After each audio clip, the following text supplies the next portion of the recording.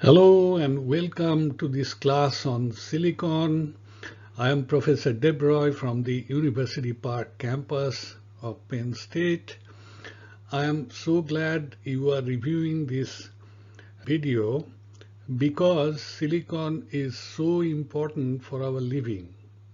Without silicon, we won't have our cell phones, our laptops, and practically all of the electronic devices that we use every day. But previously, we have looked at sustainable steel making, how we can make the production of steel greener so that the steel plants do not emit as much carbon dioxide as they do currently. So we looked at the current status of making steel in a greener way, less polluting way, and we reviewed the challenges that the steel industry faces in that venture. And also we looked at the progress made and the outlook for the future. So today we are going to be looking how silicon is produced in extreme purity. And what I mean by extreme purity, purity of metallic materials is normally expressed in weight percent. We say this is 99% pure or this is 96% pure.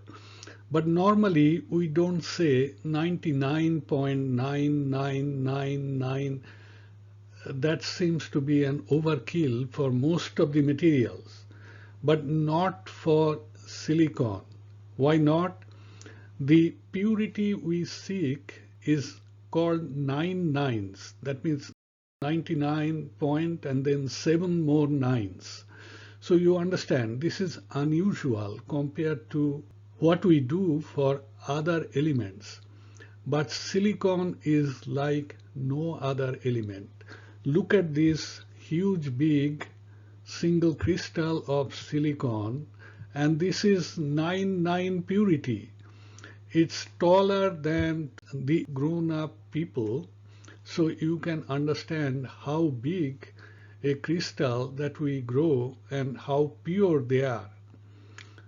So they are grown by different techniques. First of all, we make metallurgical grade of silicon that may be about 98% purity, and from there we go to 9 purity silicon, and that is by itself a major innovation.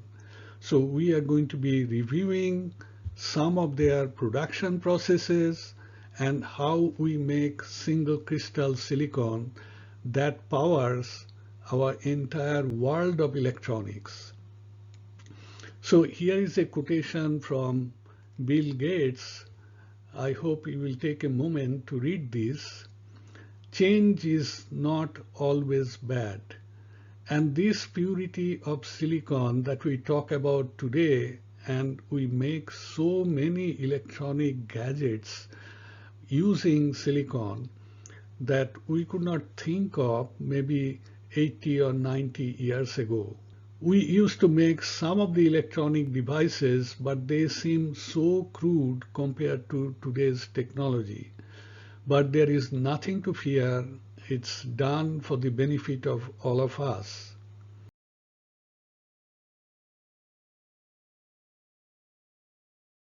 Its applications are everywhere. Of course, most prominent among the applications are the silicon that we use in electronic industry. And the list is long, but practically all of the electronic chips that we use for a wide variety of applications, we use silicon. Solar cells is one other application area, very important because we want to make electricity from renewable sources. But did you know that foundry and casting use a lot of silicon? if you have silicon in iron-based alloys, they make the liquid more fluid. So liquid can go inside a mold much more easily if they have silicon than if they don't. And then in ceramic industry, in making fire bricks or insulators, we use silicon. But remember, these are all just a few selected uses of silicon. There are many uses of silicon. If you want to know what type of a material it is, and you know diamond cubic, right? So atoms are tetrahedrally bonded, identical to that of the cubic diamond type of carbon. So crystalline silicon has long-range periodicity, so that all the atoms in the crystal structure can be generated by stacking cubic cells in all directions to fill up the space. And then, of course, you are aware that if we dope the silicon with a small amount of maybe phosphorus or boron, then its electrical properties change very significantly. So it can become an insulator or it can be a conductor, depending on the type of elements we use to dope the silicon. So silicon is often doped with boron or phosphorus. The extraction of silicon starts with the natural source of silicon, which is very often silica. So this is a picture from the Earth and Mineral Sciences College at Penn State. We have a mineral museum. So I took this picture from picture of silica. Essentially, we call it quartzite. So quartz is SiO2, just like common sand is SiO2. And silicon makes up about 28% of the Earth's crust by weight. So it is second most abundant element in the Earth's crust. Oxygen is the first, is the most abundant element, and after that is silicon. A piece of quartzite rock that you see here is very faceted and beautiful to look at. The oxides of silicon includes sand, quartz, rock crystals, amethyst, agate, flint, and opal. The silicate form includes asbestos, granite, hornblende, feldspar, clay, and mica. So all of these contain silicon. And the amount of silicon that is consumed in 2018 shown in 1,000 metric tons of silicon. And remember, 1 metric ton is 1,000 kilograms. So China makes more than half of what we produce in the whole world. China makes 4,000 metric tons. So 4 billion metric tons are made in China, and the rest of the world we make little less than that. And prominent among the producers are Russia, US, and Norway. And if you look at the rest of the world, other than these four, Russia, US, Norway, and Brazil, the rest of the world makes about 1/4 of what China makes. And as I have told you, the silicon in semiconductor devices need to have about 99 purity. So it's written out in full 9 nines down below.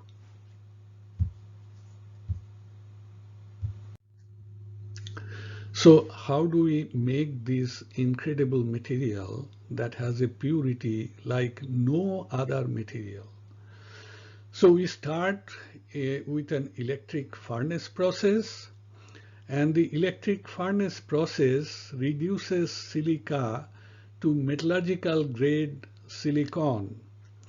But one thing I want to first of all tell is that you are aware that we make steels in electric arc furnace, right?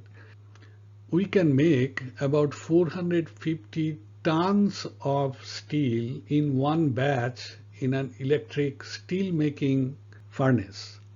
But here in the production of silicon, the capacity is much more modest because silicon is not made in that much amount. So what we do is we charge silica and heat it up with electricity, and we make bulk silicon which is of 98% or higher purity, and that is what we call metallurgical grade silicon. The impurities in these would be small amounts of carbon, a little bit of iron, calcium, titanium, chromium, and small amount of oxygen, boron, and phosphorus. Electronic grade is much more purer than the metallurgical grade, as we have discussed. So what happens is there are many steps. We take first of all the metallurgical grade. We take first of all the metallurgical grade of silicon, and in a Siemens process, which is the dominant process for making ultra high purity silicon, there are several steps. First of all, we take the silicon and we convert that to trichlorosilane. Silane is SiH4. If you can take out 3 atoms of hydrogen and substitute each hydrogen by a chlorine atom, then you will get trichlorosilane, SiCl3H, in which from silane we have taken out 3 hydrogen atoms and we have replaced each one of them by a chlorine atom. So trichlorosilane is the first step of making ultra high purity silicon. In the second step, we purify the trichlorosilane, and I'm going to explain that to you in a short time. And in the third stage, we convert the trichlorosilane to silicon.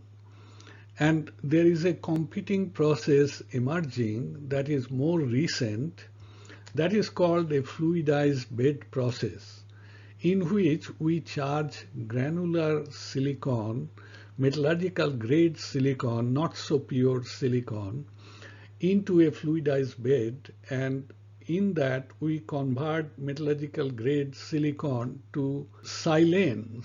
And in the second step, we purify the silane, and in third step, we convert silane to silicon. And finally, we make large crystals. Remember, we saw in the very first slide, silicon crystals that are bigger than people. So this is the Chikurolsky process. It melts the polycrystalline, fairly pure silicon and grows a single crystal of electronic grade, in simple terms, e.g. silicon. So alternative paths for making very high purity single crystal silicon for electronics industry, from metallurgical grade silicon to single crystals of silicon, involve Siemens process and fluidized bed process. Of these two, the Siemens process is slightly more purer, although I shouldn't say slightly more, both are unbelievably pure. Siemens process purity is determined by 99%, 99.9999, you know what I mean, that many percent pure silicon. And fluidized bed process is just about getting there, so it's also comparable. But if you are very strict about it, the Siemens process produces slightly purer silicon than does the fluidized bed process. But it's a long way from the bulk metallurgical grade silicon that is 98% pure. So EG silicon refers to electronic grade silicon. And of course, it is single crystal. So how do we make metallurgical grade silicon? In shape, the electric furnace is similar to the ones we are familiar with for making steel. So except the scales are very. So quartzite or SiO2, coke, coal and wood chips are charged through a side door, and there are three electrodes here. These are all carbon electrodes, and on the right there is a tapping spout from which we can withdraw the liquid silicon. And each time we weigh about little more than 1,000 kilograms of silicon. And remember, the purity is 98% pure silicon. And the important factors here are, of course, the charged material, which is quartzite, coke, coal, wood chips, and that are charged to the charge door, and their purity and electrical resistance are very important for the smooth operation of this furnace. So liquid silicon containing small amounts of carbon, 2 to 3,000 parts per million of iron, about 5 to 600 parts per million of calcium, and small amounts of titanium, chromium, oxygen, boron, and phosphorus constitute the metallurgical grade 98% pure silicon. Inside the electric furnace, the temperatures are not uniform. So different compounds form depending on the temperature and the composition of the local material.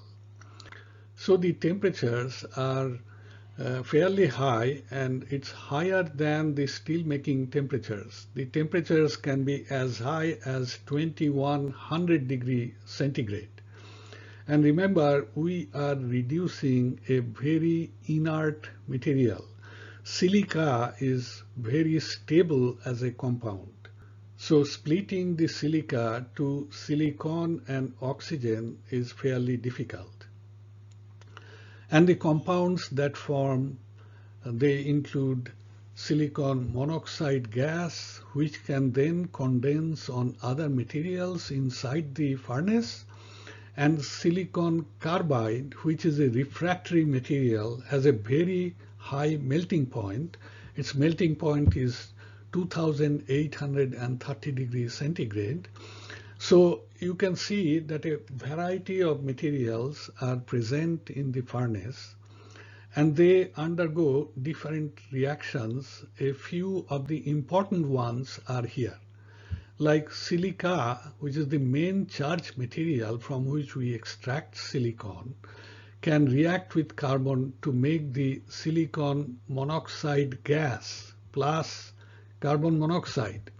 And the gas can again react with carbon to form silicon carbide.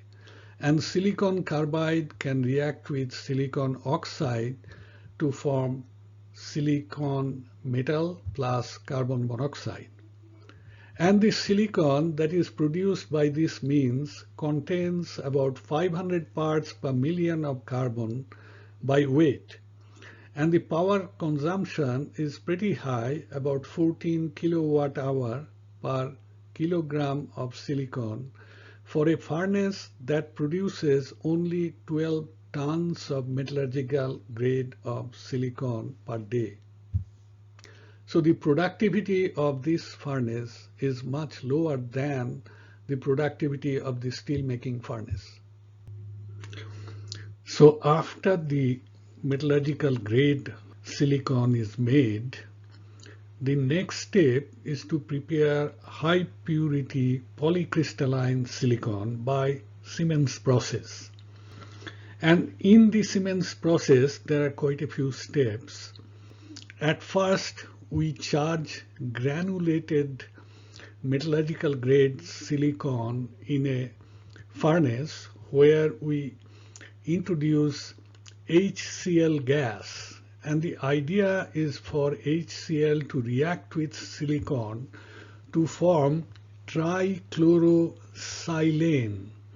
Remember the gas silane, SiH4? We replace 3 atoms of hydrogen each by 1 atom of chlorine. So we have silicon and then 3 chlorine and hydrogen. So this is trichlorosilane. So trichlorosilane is a gas, and we separate from other gases by distillation. And the ultra high purity trichlorosilane is introduced in a bell jar reactor.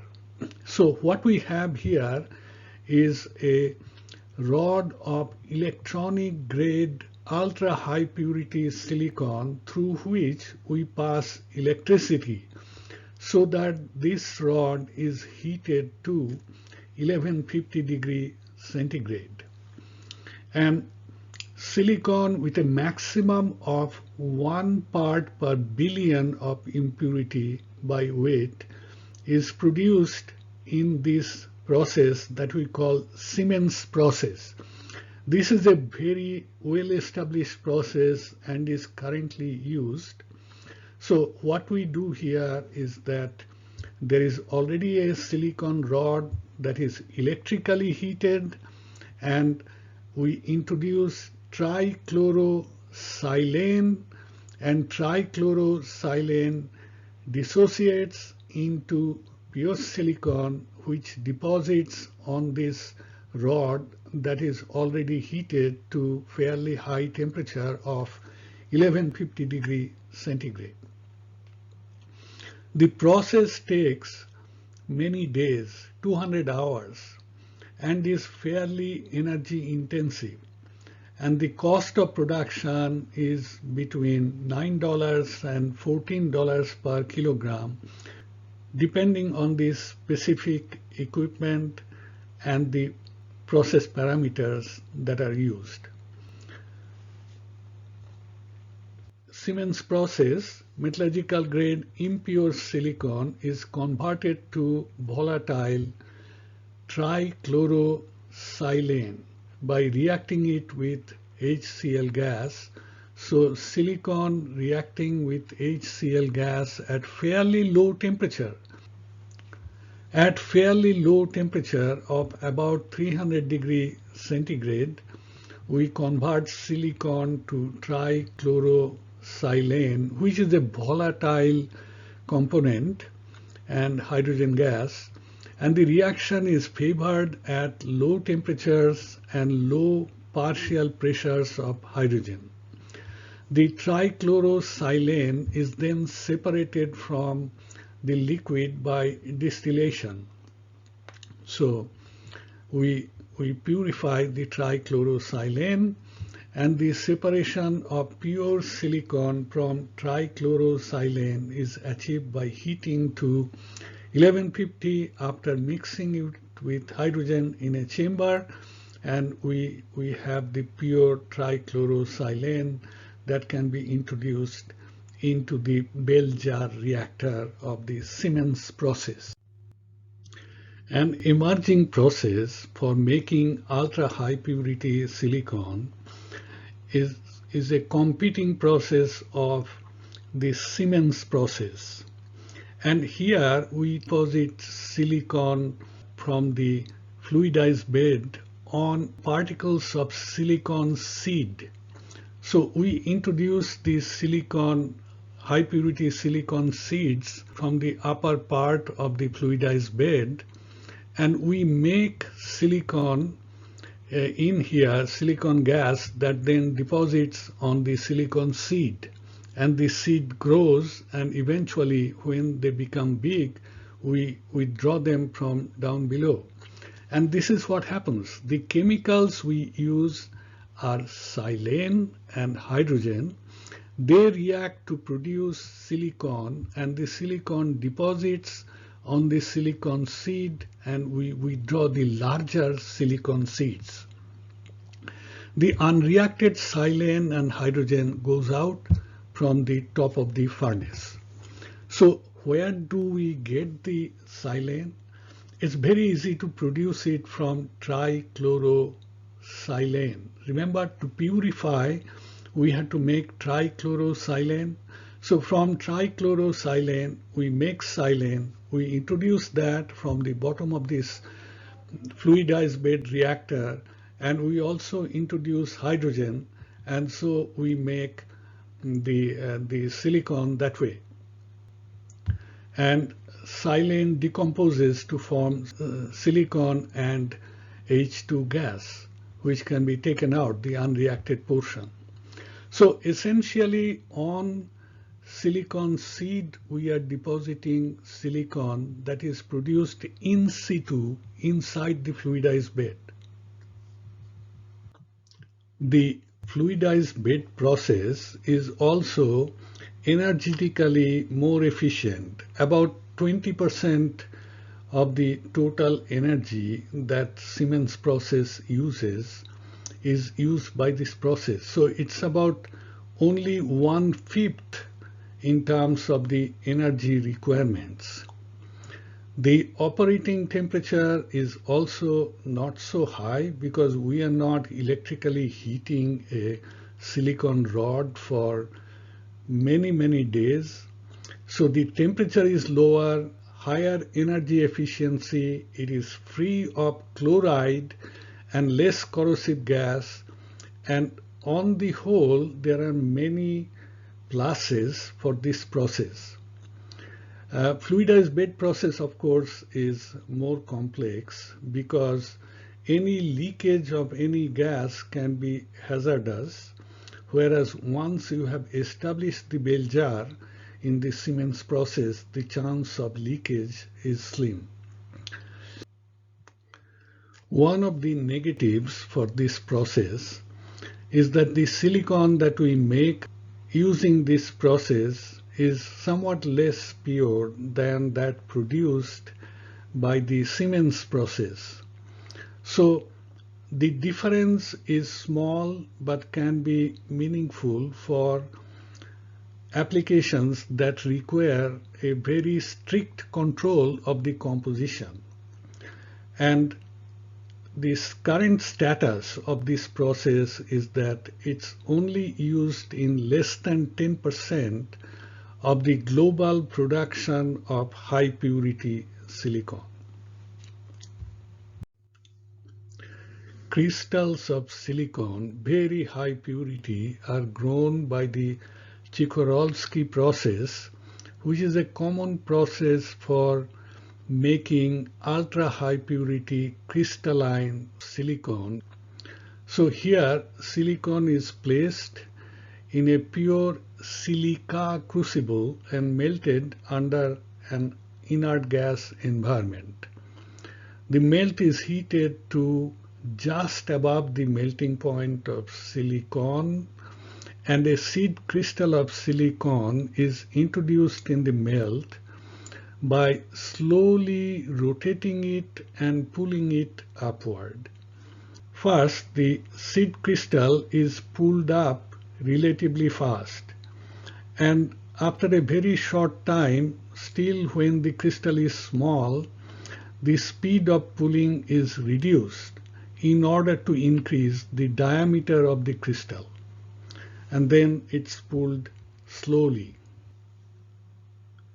The single crystal that is made by the Chikurolsky process have diameters of as big as 450 millimeter, and it can weigh up to 300 kilograms. And I think you saw the picture of the single crystal in the very first view graph of this presentation, where one could see that the crystals are bigger than the height of the people in the picture.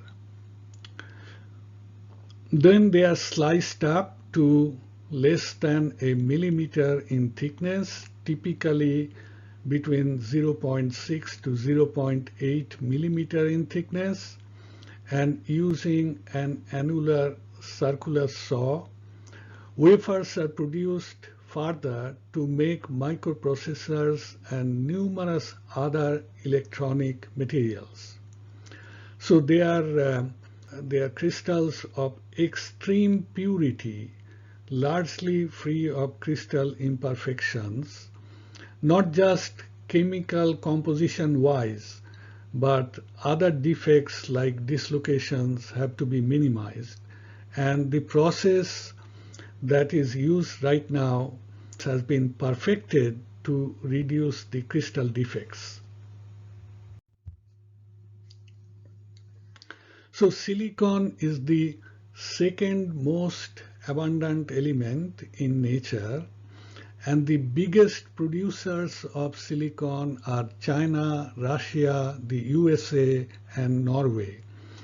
And manufacture of silicon for electronic devices that requires very high level of purity. I would say extreme levels of purity and crystal perfection. The Siemens process is the dominant process for making extreme purity silicon, and majority of the devices that we use, the silicon in those devices have been made by the Siemens process. The fluidized bed process for making ultra high purity silicon is an emerging process currently, but it is finding progressively more use, and silicon single crystals are used in electronic industries very widely. And that is all for today. Thank you very much, and see you very soon.